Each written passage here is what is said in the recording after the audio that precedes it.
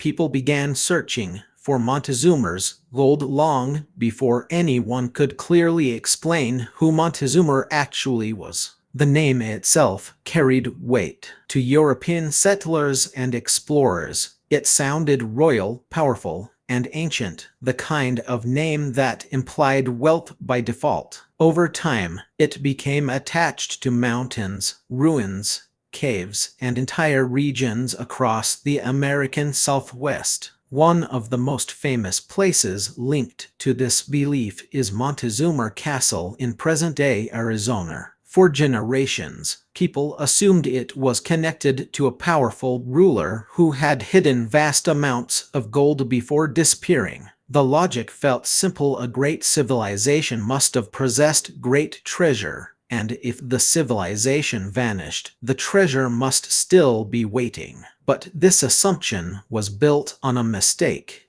Text: according to historians and early records, Montezuma never traveled to the region where these structures exist. In fact, the people who built them had no connection to him at all. The name was applied later by outsiders trying to fit unfamiliar ruins into familiar stories. That misunderstanding mattered, because once a place is given a royal name, expectations follow. And once expectations exist, people begin to search, not for truth, but for confirmation. Before any gold was ever seen, the idea of gold was already fixed in people's minds, and that idea would guide centuries of failed searches. When Europeans arrived in the Americas, they brought a specific assumption with them. Power meant gold. In Europe, wealth was stored, displayed, and measured in precious metals. Text: gold was portable, durable, and symbolic. It funded wars, built cities, and confirmed authority. So when explorers encountered complex societies in the New World, they looked for the same markers. They expected vaults, hoards, and hidden reserves. This expectation followed reports from central Mexico, where gold objects did exist and were used symbolically by elite classes of the Aztec Empire. But even there, gold was not treated as money in the European sense. It was ceremonial, not a universal store of value. As stories traveled north and west, this distinction was lost. According to historical analysis, European settlers began applying a single template to many different cultures. If ruins were impressive, they assumed wealth. If wealth was assumed, gold followed automatically. Text: this is how the idea of Montezuma's gold spread far beyond the regions where Montezuma ever lived or ruled. Structures built from stone were interpreted as palaces. Cliff dwellings were labeled fortresses, and empty rooms became imagined treasure chambers. What was missing from this interpretation was context. Many of the societies in the American Southwest did not organize wealth around precious metals at all. Value was stored in food, trade networks, labor, and survival knowledge, things that do not remain behind as glittering evidence centuries later. But once the expectation of gold took hold, absence stopped being a signal. It became a challenge, and that challenge drove people to keep searching, even when nothing supported the assumption they started with. Text: once the idea of Montezuma's gold took hold, geography began to change, not physically, but symbolically. Across the American Southwest, unfamiliar landscapes were no longer seen as neutral. Canyons, cliffs, and ruins started to function like clues. The absence of clear explanations made them easy to project onto. According to frontier journals and later local histories, settlers repeatedly attached the same story to different places. Montezuma fled. Montezuma hid something. Montezuma never returned. One of the most powerful magnets for these assumptions became the Superstition Mountains. The range was remote, difficult to navigate, and visually dramatic. For treasure seekers, those qualities mattered more than evidence. Text a dangerous landscape felt like the kind of place where something valuable should be hidden. Over time, the story adapted itself to the terrain. Caves became vaults, rock formations became markers, old trails became escape routes. What's important is that these interpretations did not come from indigenous records or material evidence. They came from repetition. The more often a place was described as secretive or deadly, the more it fit the imagined narrative of hidden gold. This created a feedback loop. People searched because others had searched before them. The lack of results did not weaken belief. It reinforced the idea that the treasure was simply better hidden. According to historians, this is how myth turns into tradition, not through proof, but through persistence. Text by the time the story of Montezuma's gold reached the 19th century, it no longer needed a source. It only needed a landscape that felt ancient enough to absorb the story. The search for Montezuma's gold was not driven by a single group or era. It attracted waves of people, each bringing their own reasons and the same underlying assumption. According to historical accounts, some searchers were prospectors hardened by real gold rushes. Others were settlers hoping for a final stroke of luck. A few were amateur historians, convinced that official history had overlooked something important. What they shared was confidence in a narrative that had never been tested properly. They believed that if gold had existed, it must have been hidden deliberately. Text, and if it was hidden deliberately, then the lack of evidence meant only one thing: it hadn't been found yet. This logic insulated the belief from failure. Every empty cave became proof of secrecy. Every dead end confirmed clever concealment. Every death or disappearance in harsh terrain added drama to the story. According to period newspapers, some expeditions returned empty-handed but published exaggerated accounts anyway. Danger sold better than doubt. Over time, these reports blended with older stories, making it harder to separate observation from imagination. What none of these searches addressed was a simpler question: why would a society that did not rely on gold as currency go to such lengths to hide it? Text, there were no records of massive gold extraction in the regions being searched.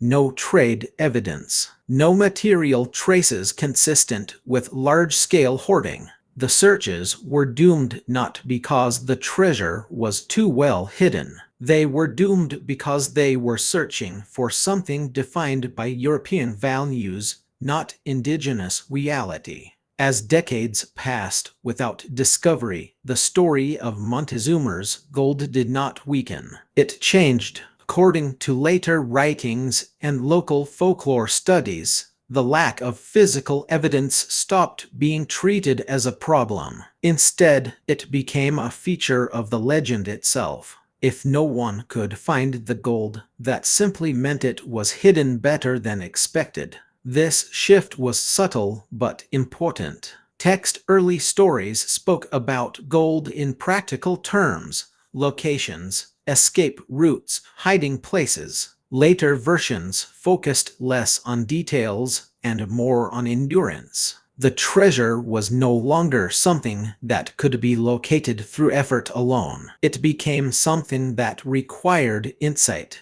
luck, or destiny. In this way, absence began to function as proof. Every failed expedition added weight to the idea that the treasure was protected, not by guards or traps, but by complexity itself. The story no longer needed verification. It fed on repetition. According to cultural historians, this is a common turning point in long-lived treasure myths. When evidence fails to appear, belief adapts. The narrative absorbs failure and converts it into meaning. The story of Montezuma's gold crossed that threshold. Text from that point on. Searching was no longer about discovery. It was about participation. People were not trying to solve a historical question. They were trying to join a tradition that promised importance through persistence. The gold, whether real or not, had become secondary. What mattered was the idea that something ancient and valuable was still out there, just beyond reach. The legend of Montezuma's gold did not collapse with a single discovery. It faded. As archaeology developed into a formal discipline in the 20th century, methods changed. Excavation became systematic. Context mattered more than expectation. And most importantly, conclusions were based on material evidence rather than inherited stories.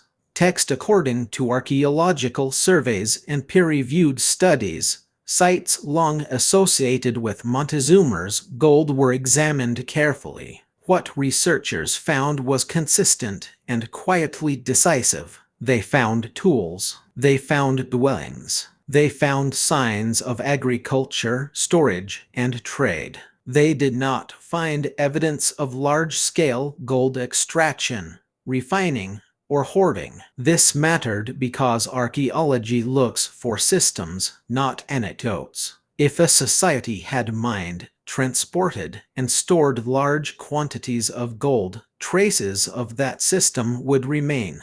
Even if the gold itself were removed, those traces were absent. Equally important was chronology. Text modern dating techniques showed that many structures associated with Montezuma's name were built centuries before he lived by cultures with no documented connection to him at all. The timeline simply did not align. This didn't provoke confrontation. There was no announcement declaring the legend false. No effort to debunk it publicly. Archaeology tends to work quietly, replacing old assumptions with better supported explanations. And as those explanations accumulated, the need for the legend diminished. The story wasn't disproven in a dramatic moment. It was outgrown. Even after archaeology clarified timelines and contexts, the legend of Montezuma's gold did not disappear. It persisted, quietly, selectively, and often outside academic spaces. Text according to cultural studies, this persistence has less to do with belief in a literal treasure and more to do with what the story offers emotionally. Searching for Montezuma's gold allowed people to imagine that history still held a hidden correction, a moment where effort could suddenly be rewarded for reasons no ledger could explain. The legend offered something practical myths often do not: permission to doubt official explanations, permission to believe that something valuable was overlooked, permission to think that persistence alone might still matter. For some, the search was never about gold. It was about proving that history had missed something and that they could be the ones to find it.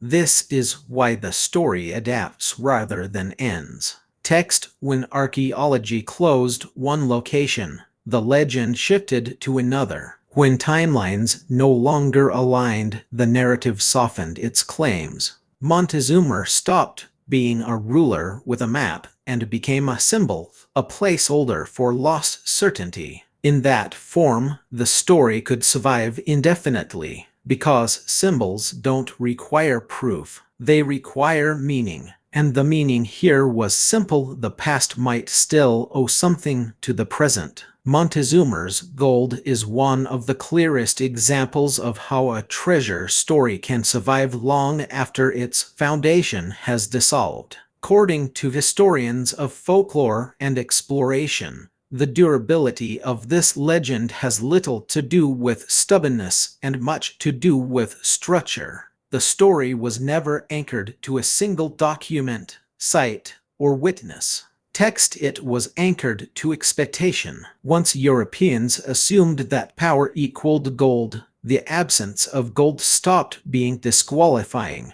It simply meant the search had to continue elsewhere. Each new location inherited the weight of the previous one, even if there was no connection between them. This is why the name Montezuma became so elastic. It could attach itself to ruins that predated him, to landscapes he never saw, and to cultures that valued entirely different things. The name functioned like a seal of authority, granting credibility without requiring accuracy. Modern archaeology did not confront this head-on because it didn't need to. By rebuilding context timelines, trade systems, material practices, it removed the need for the legend to explain anything.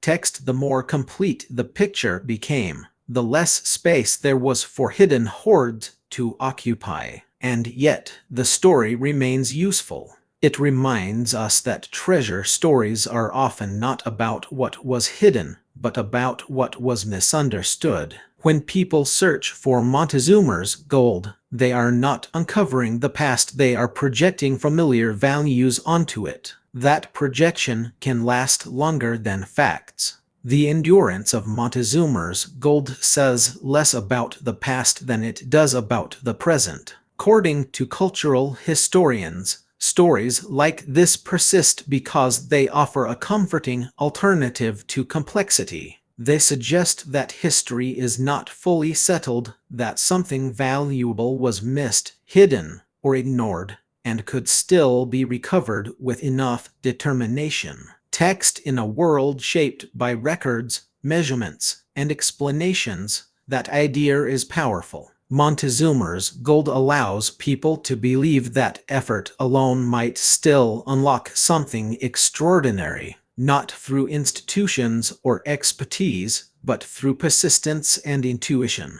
It promises a shortcut around uncertainty. This is why the legend resurfaces during moments of change. Economic uncertainty, social transitions, periods when trust in established narratives weakens. Treasure stories flourish in those gaps. They provide a sense of agency where outcomes feel predetermined. Even if the treasure is never found, the act of searching restores a feeling of purpose. In that sense, Montezuma's gold was never about a specific hoard. Text, it was about resisting the idea that everything important has already been accounted for, and that idea remains appealing, even when evidence suggests otherwise. Montezuma's gold was never hidden in the way treasure hunters imagined, not because it was protected by traps or secrets, but because it was a projection.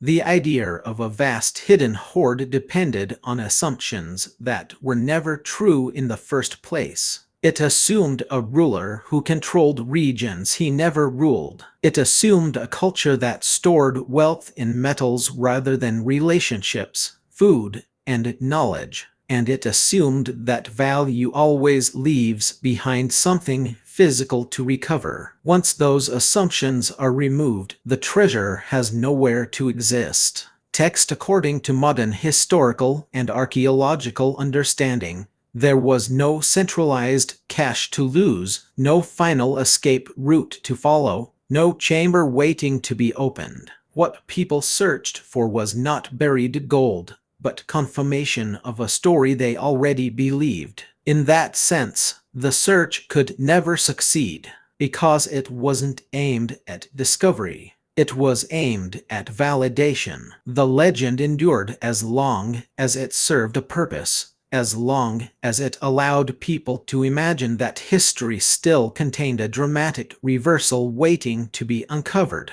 When that purpose faded, the story didn't collapse. It simply stopped asking to be solved. Montezuma's Lost Gold is one of the rare treasure stories where the ending isn't a discovery, it's an understanding. Text, there was no moment when the treasure was taken. No shipwreck, no sealed mountain, no final clue. There was only a misunderstanding that lasted long enough to feel real. This is why the story matters. It shows how easily familiar values can be projected onto unfamiliar pasts, and how long those projections can survive, even without evidence. Treasure stories don't always reveal what people hid.